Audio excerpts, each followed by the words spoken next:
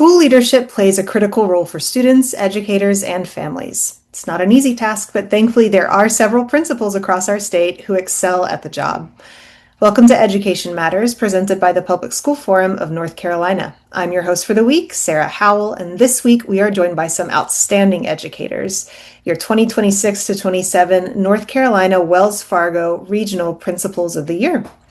They've been recognized for their strong leadership and commitment to student success, and today they will share some insight on how they're striving to lead the best possible learning environments for students and positive work environments for educators. Joining us today, we have Dr. Mariah Walker, Wake Young Women's Leadership Academy and your North Carolina Principal of the Year. We have Kelly Flora from Nags Head Elementary School and your Northeast Principal of the Year. We have Dr. Marlow Artis, Craven Early College High School and Southeast Principal of the Year. Dr. Latricia Allen from John Griffin Middle School and your Sandhills Principal of the Year. Dustin Farmer from Ashe County High School and your Northwest Principal of the Year.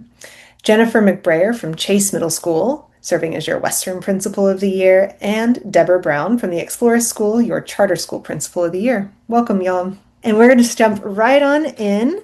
I'm going to open it up with a very general question, and I would love to know what it means for you to be celebrated as a Principal of the Year. And Deb, we'll start with you. Well, good afternoon or good morning. Yes, I think school leadership is often invisible work. You know when a school is succeeding and you know when a school is not succeeding, but it doesn't always trace back directly to what's happening. So a recognition of Principal of the Year is kind of noting that everything that happened upstream is what's actually causing the successes and things that you see downstream. So every success or failure in a school is going to trace back to that leadership decision someplace along the line. So a recognition like this and an opportunity to speak for the things that are often not visible is just really an amazing platform. And it's a wonderful group of people to be in this work with. Awesome. Jennifer, what would you add to that? I would say I'm very humbled because I don't work in a silo. Many of the things that I've had success with, I've had success because of a very large group of people behind me, whether that be my mentors, whether that be people that work underneath me. I'm just so proud of the work that they do. And I've said this many times, but my work looks better because of the work that they're doing. So I'm very humbled. I also feel a sense of responsibility to represent all of our principals in the Western region the way they deserve to be represented. And so that is also very important to me as I work through this year. Awesome. Dr. Artis, I see you nodding along. What would you add? Absolutely. I just want to echo the things that my colleagues are sharing. I mean, this recognition is certainly not about me. It's about the work that's happening at Craven Early College. And it's an honor to be a spokesperson, to be able to talk about the great things that our teachers and our students are doing each and every day. And also just being able to connect with leaders across the state in the Southeast region. I've been really happy that this opportunity has really put me in connection with some wonderful leaders in the Southeast, and not to mention this outstanding group of leaders who are recognized across the state. It's such an honor to be in their company. And it really just keeps me focused on the work at hand in terms of operating at the highest level possible. Awesome. And Dr. Allen, what is your take on this?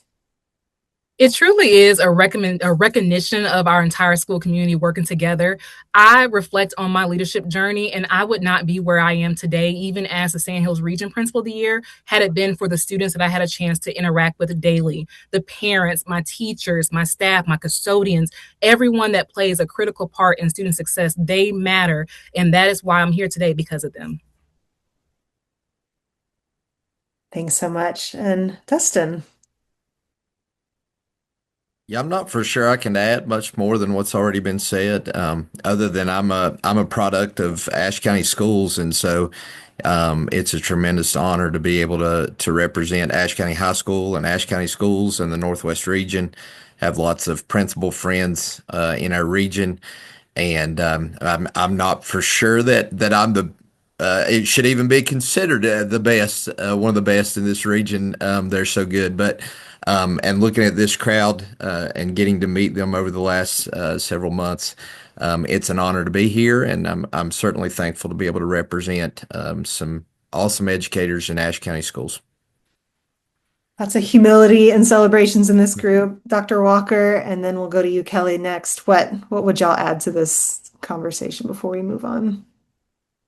Yeah, absolutely. I just echo everything that's already been shared, and celebrating not only is it an opportunity to be humbled and thankful and recognize all the amazing principals within the North Central region, but also just a reflection of the opportunity to celebrate public education in our state and the incredible work that's happening across hundreds of thousands of schools and classrooms, not only in, urban areas, but rural, suburban, and all across the great state.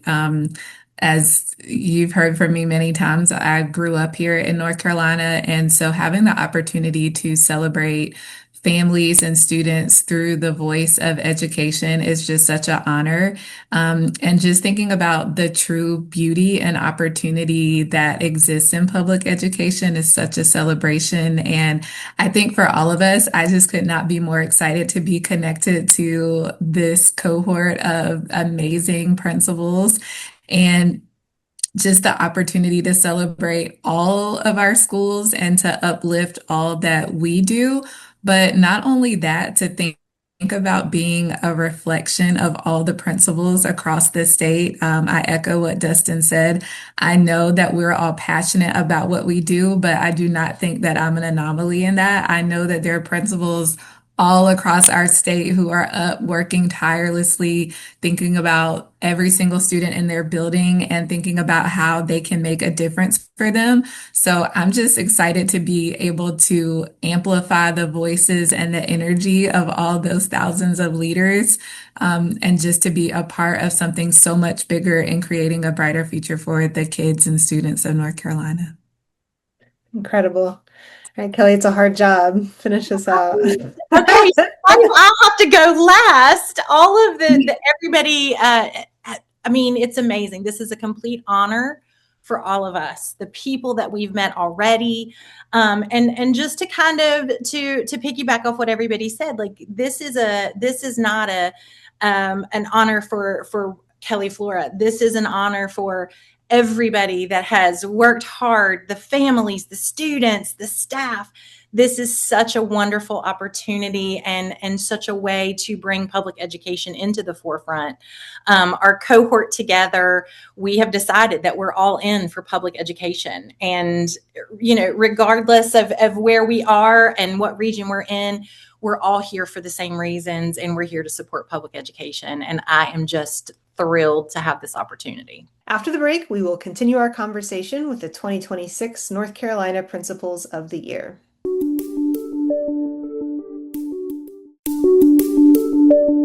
Welcome back. Let's hop right back into our conversation with the 2026 North Carolina Principals of the Year. What drives you individually as an educator? What inspired you to choose this career path? Tell us a little bit about that. So I've always known, and that's one of my favorite things to tell people. It's like I was born knowing that I was going into education, and even at a very young age, I knew that that's what I was destined for, and it's just been a calling my whole life. Like this is not a job, it's my passion. And I know it sounds cliche, but like if you love what you do every day, you come in and the sky's the limit. So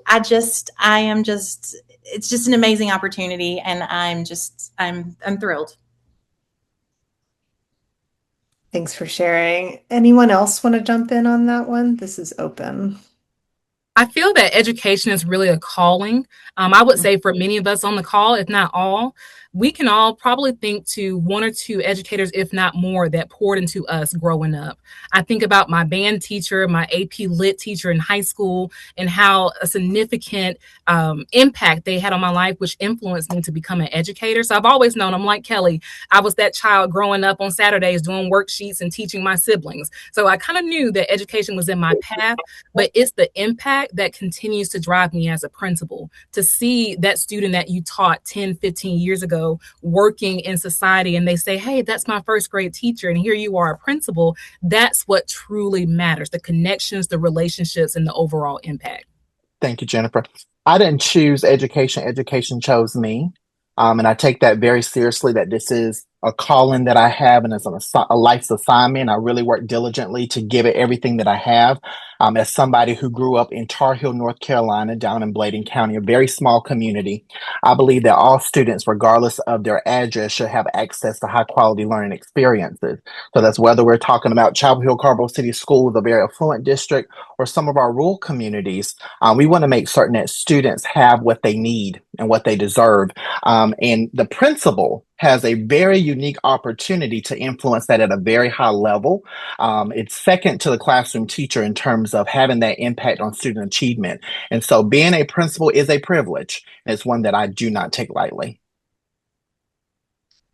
And that's why I let Marlow go first. What he said about education chose me. I think that's very true for me as well. And I would echo what everyone has said about that calling, and that for me, it gives me my sense of purpose. It's my identity. I'm entering year 31 now, which is hard to believe, but I still have an incredible passion for what I do, and that service to the students and that opportunity to do something that can influence not just them in the moment, but for the rest of their lives. It's great to hear from students from the past who've written letters or said things to me about how they remember me and how they remember the impact that I had on them. And so those are those special moments that I wouldn't trade for the world.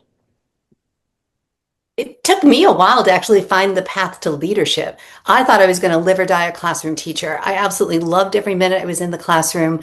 And ironically, it was being recognized as the Charter School Teacher of the Year that became my last year as a classroom teacher, because that opportunity to see the perspectives and the systems that really build strong schools was what really got me into a leadership pathway with that, and having that opportunity to visit so many different of our charter school programs across the state and to see the work of other school leaders made me realize that it's time to have that broader lens and to kind of step out of, I never wanted to say just a classroom teacher, because every moment in the classroom is so impactful for every child. But the opportunity to be the support for those teachers was really something that I was finally drawn to, and why I've stayed in leadership for this long.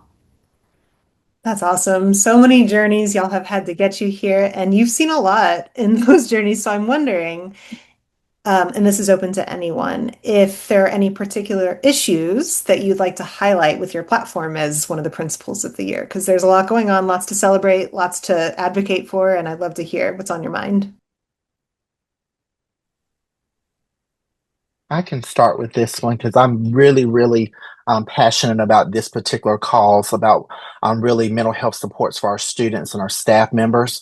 It's something that I think we need to destigmatize. When we think about various communities, there are some thoughts in terms of mental health. I mean, it's a really serious issue. People who are working in the schools each and every day understand that.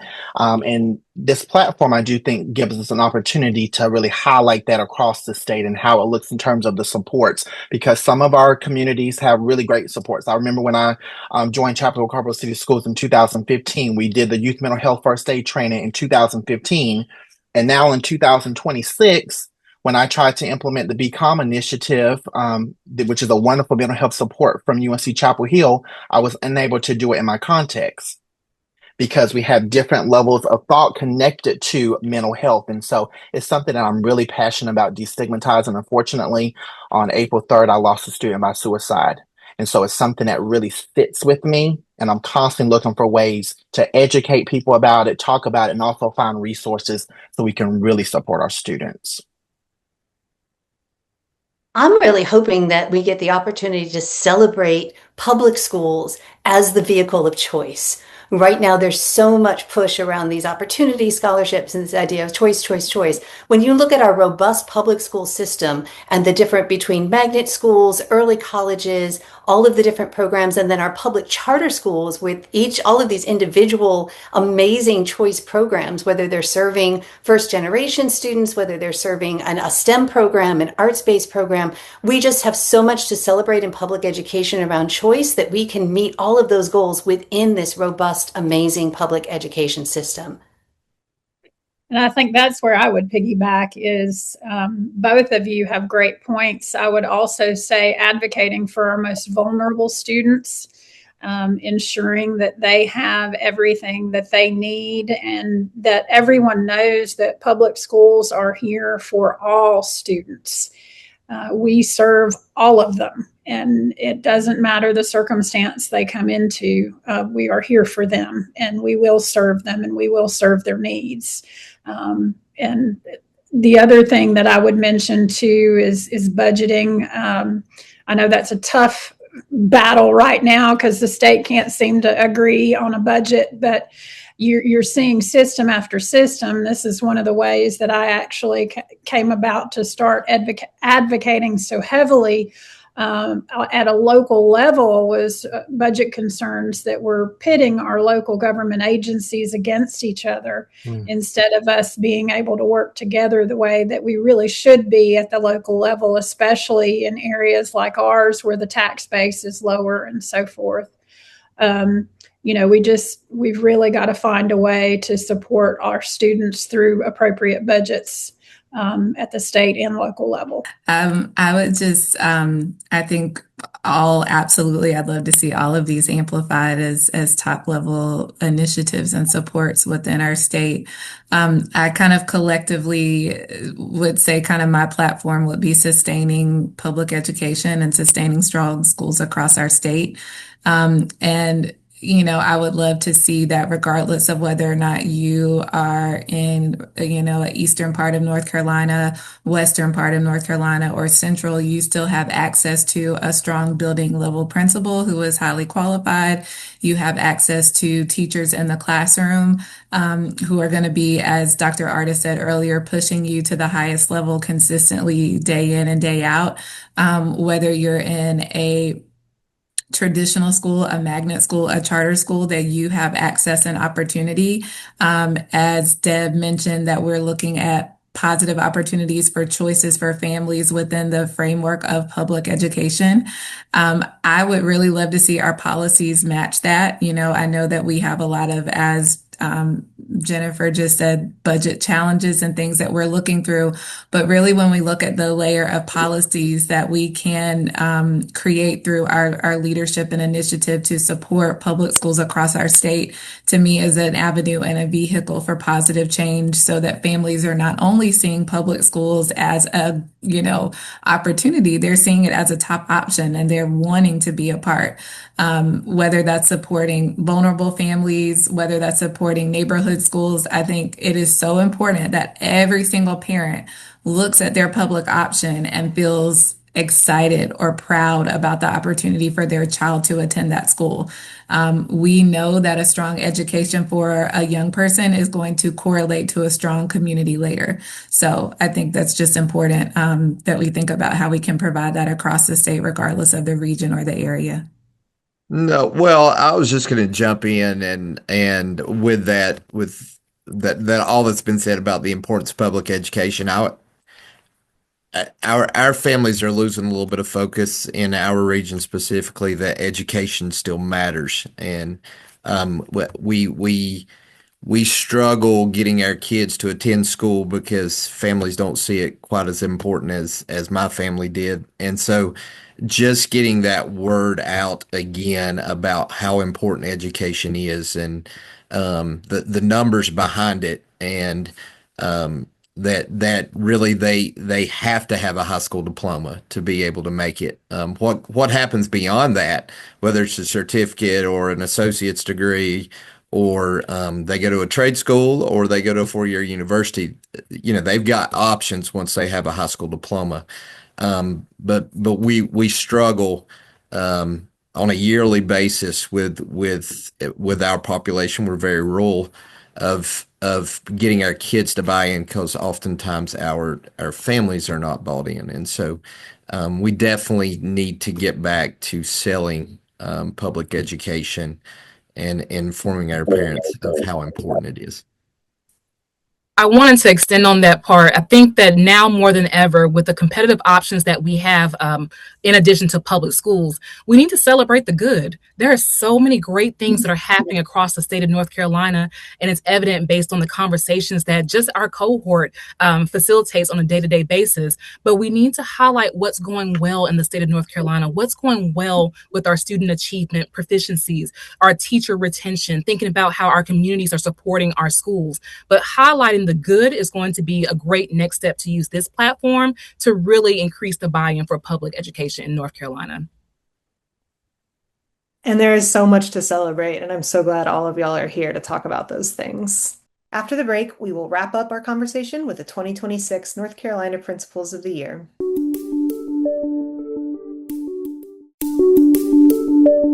Kelly, I would love to hear a little bit from you about your approach to school leadership and how communication with your staff and students and their families plays a role.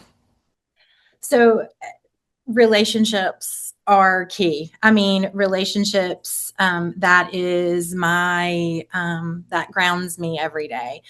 Knowing that we have lots of personalities between staff, students, being able to read that body language, to know what hat do I need to put on today? How am I going to connect with this person? How am I going to connect with this child? Seeing children as smaller versions of yourself, walking through that door. What is it that you need from an adult today? Trying to gauge that as they're walking in. So relationships are truly the foundation for me. Making sure that everybody is taken care of. They feel safe. They have no problems coming to me if there's issue or concern.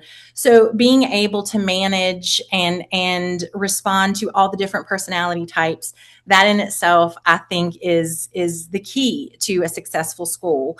And being transparent in your communication, helping folks see the big picture of things. Sometimes it's very hard if a decision is made and you don't really understand the why or the bigger effect of something. That's my job. My job is to dissolve that barrier so that you do understand, that you do see the big picture. And, so helping facilitate those types of communication that talk, with one another, real communication, open communication, it really does impact what we do every day. It sure does. And even in all kinds of school settings, right? Dr. Artis, how would you respond to that? What does communication look like for you in your role?